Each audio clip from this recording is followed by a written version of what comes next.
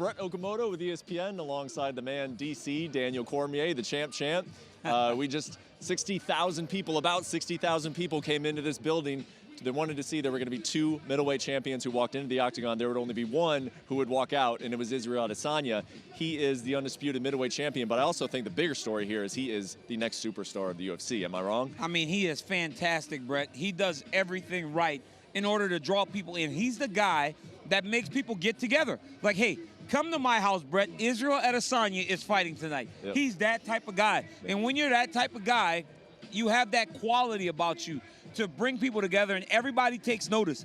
Tonight only helped that. The performance against Robert Whittaker was out of this world, and from the entrance to the fight to the exit, Israel just did everything right. All of that, all of the flash and all of the other stuff, it won't work if there's not substance. So let's talk about the substance first. Why was this performance so outstanding by Israel Adesanya? When you look at these two guys, as you talk about the flash and all that, Robert Whittaker was as straight-laced as it came, right? Yep. People hadn't drawn to him as much as he would have probably hoped.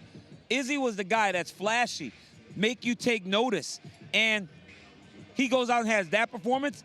People are going to go in droves now. You're going to see a massive amount of people just fly to him. But as you said, it takes substance. And tonight he put on a performance of all performances. It could not have gone better. He landed a knockdown right at the end of round 1 and hurt Robert very bad. And it was only a matter of time before he found that shot again. And it was a left hook that sent the Reaper reeling.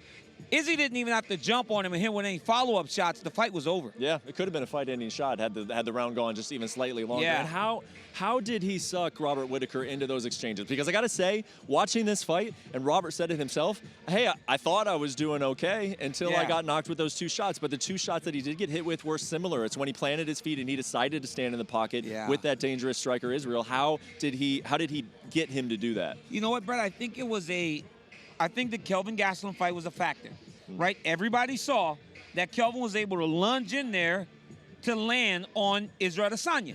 Robert Whittaker was doing more lunging than I've ever seen him do in his entire fight career. And I think he did so much film study on the Gastelum fight that he set traps for himself and got knocked out. You cannot fight like someone else. Izzy said, don't take too much from this fight, because that does not mean that I have given you the blueprint to how to beat me. Yeah.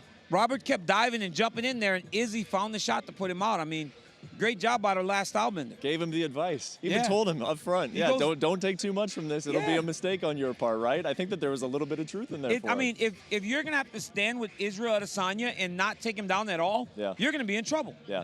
You're going to be in trouble. I was going to ask you about the lack of takedowns. This fight ended in the 2nd round. Not a single takedown attempted by Robert Whittaker. Was that a mistake on his part? I think it was a massive mistake.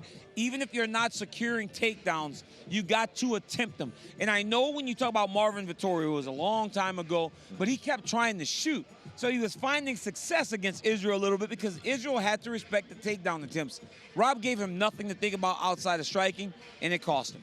All right, well, let's talk about one of the men who had a very good seat for this fight, the overblown animal balloon Ricky Martin lookalike. I'm sorry, I got to use the line. It was a great line by Israel. Paulo Costa, he's undefeated.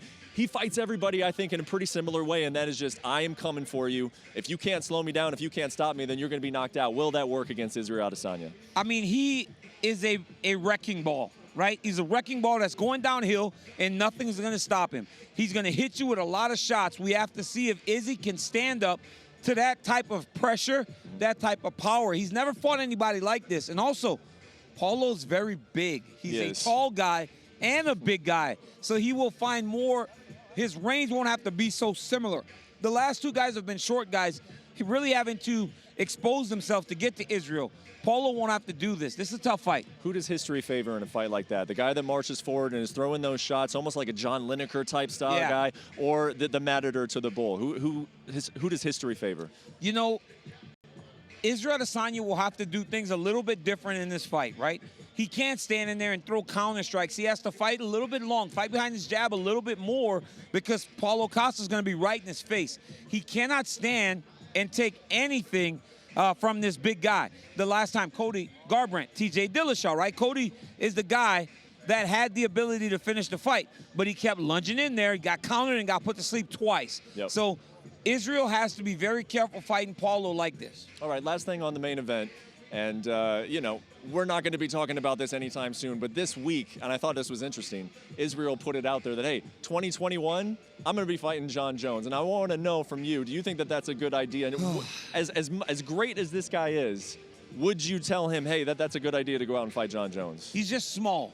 He's just small for Jones. Jones is a big guy, and I think people underestimate how big he is when he grabs you because he's so big up top, right? They make fun of how small his legs is, but he's 225, but a lot of the weight is up top. He's so long that he almost like hangs on you. It's like a towel when you're in the clinch, and I think Izzy may struggle with that because Jones is so big. I would not mind watching him fight because if Jones has to stand with this guy, he's in trouble. Jones is very hittable, but Izzy needs to get a lot bigger if he's going to fight this guy. Co-main event, it was a good one. We had Dan Hooker taking on Iaquinta. It was an interesting fight. And then according to the UFC rankings, Hooker came in at number 15, Iaquinta at number 6. So he had a lot to lose in this fight. And hey, Hooker went out there and beat him in every single round, 30-27, 30-27, 30-26. Your thoughts on Dan Hooker's performance? Well, you kind of had two guys going in opposite directions, right? Iaquinta had come off the fight with Cowboy Cerrone and gotten beat. And then you had Dan Hooker, who had just finished James Vick. So he was rolling. And you saw it, man. Hooker was able to dictate to him right away. He fought long. He fought aggressively. He did everything. The fight that he needed to have tonight to really put everybody on notice he had against a very tough guy in Iaquinta. Well, DC, I could talk to you for another hour about Israel Adesanya, but we got to go. We know that the UFC, though, the schedule, it never stops. 7 days from now, we got another big fight. Joanna Jędrzejczyk taking on Michelle Waterson, UFC Fight Night in Tampa. Give me your early thoughts on that matchup. This is a big fight, right? Joanna Jędrzejczyk, new life was breathed into Joanna Jędrzejczyk whenever Rose Namajunas lost the belt. Andrade won the belt. She had to feel good about that. Now Wei Lee has won the belt, so she has to feel great about that. But Michelle Waterson is so motivated to finally become the mom champ. That's her thing, right? The mom champ. Yep. She's so ready to become mom champ, and she's on a road to say great fight to evenly match women. And whoever wins this fight, I truly believe will be fighting for the UFC Strawweight Championship. Well, I'll tell you what, we got a treat tonight. We got 60,000 about here in Marvel Stadium. I feel like we got a free concert from Israel Adesanya. That was awesome. Some dance moves, a nice walkout, and a spectacular, spectacular performance by a rising superstar in Israel Adesanya. Thanks for watching ESPN on YouTube. For more sports and analysis, download the ESPN app. And for live streaming and special content, subscribe to ESPN+.